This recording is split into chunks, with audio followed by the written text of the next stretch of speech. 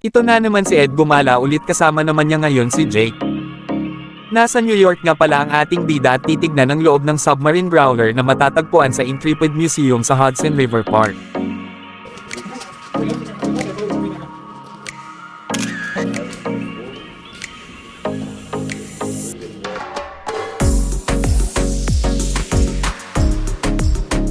Ano? Yun lang, mag-anak ko yan eh. Gago!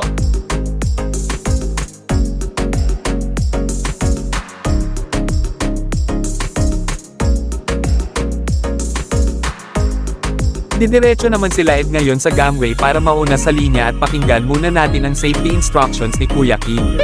Adults and children must go through the hatch unassistedly. That means you cannot be helped by anyone else in your family. You have to do it on your own.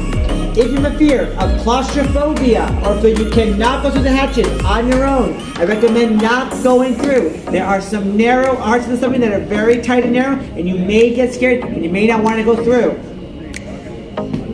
But also, another note, I recommend stepping through the hatch with your leg first and facing either the wall here or wall here. It's easy to duck your head as you pass through if you are very tall.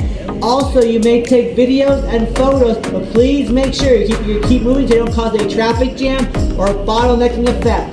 Please step down this way. Please watch your step. Right this way. Welcome aboard. Step through the hatch, through the door, and to the right. Thank you. Watch your head. Here we go. Bago pumasok sa submarine makikita nyo agad ang missile ng growler na pag tinamaan ka para kang naging pamintang wasak, ay mali, durog pala.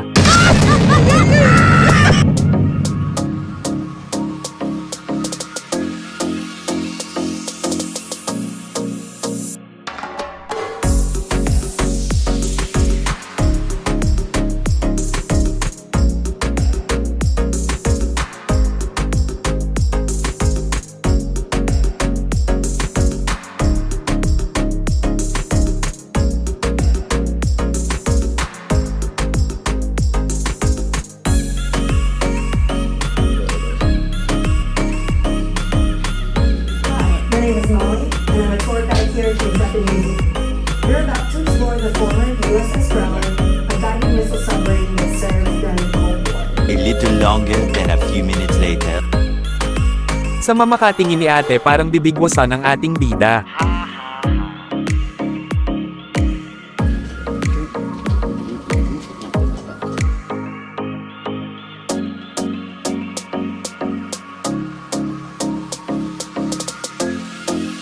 Sa pagbaba ng ating bida ay makikita nyo agad ang navigation compartment ng submarine.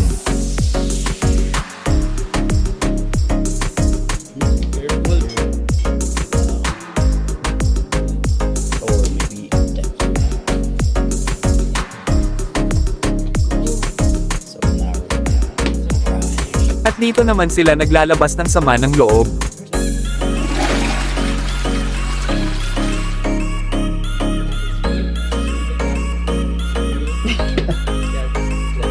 Makikita natin dito ang gali pati ang bunk beds ng Growler crew, maliliit lang ang space ng bunk beds kaya bagay na bagay ang mga single dito, kasi di pwedeng may katabi, asa ka na lang.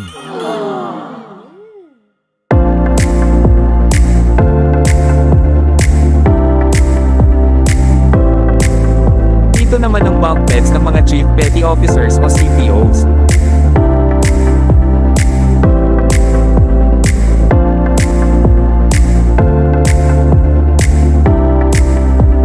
Sa part naman na ito ay ang control room at attack center o kung tawagin ay ang brain of a submarine. Ito naman yung dalawang periscope na ginagamit ng mga crew pang scan sa water surface.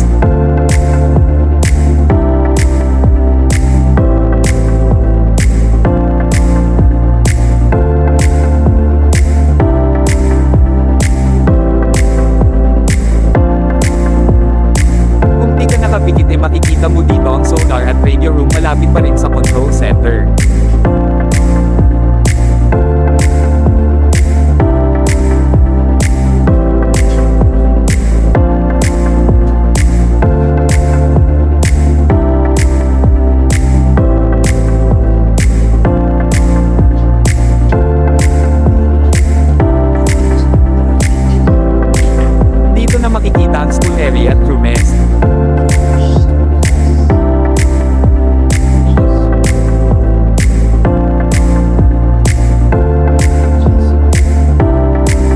Guys, dito ay pwede rin gawing recreation room base sa nakikita nyo sa tables. Pwede kang maglaro ng board games, wag lang ang puso niya ang paglaruan mo, loko ka.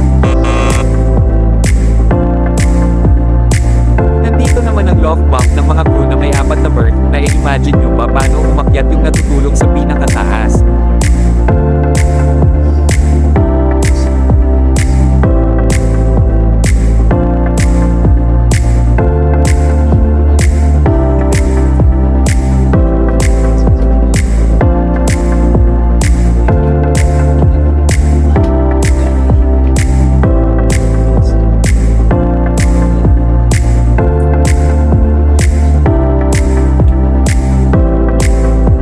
Dito naman ang distiller compartment na may 3 main parts, ang evaporator, heat exchanger at ang vapor compressor.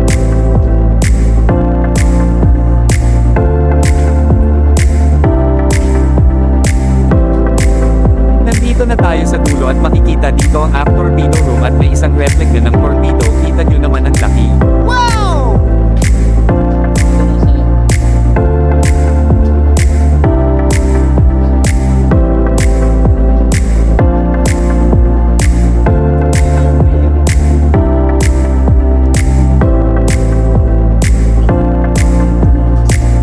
Pa-wash out, pa-shoutout daw si Sean na may birthday ngayon. Happy birthday sa'yo.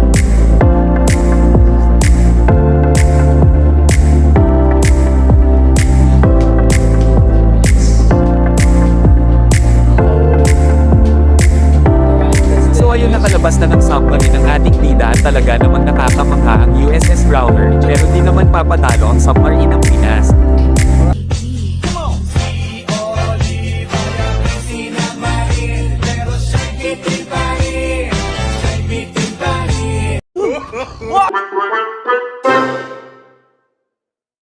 Hanggang dito na lang, paalam.